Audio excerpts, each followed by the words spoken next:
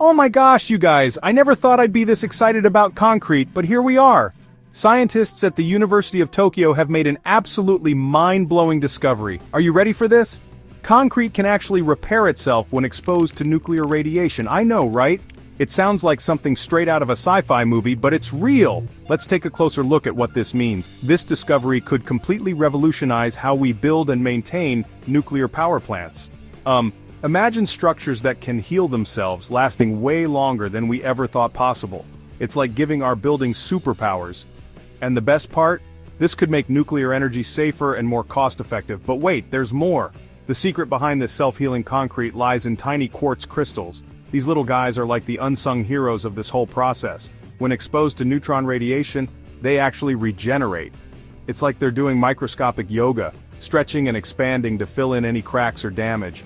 The researchers use super cool X-ray diffraction techniques to see this happening in real time. How cool is that? And get this, the higher the radiation level, the more these crystals expand. It's like they're saying, "Bring it on, radiation."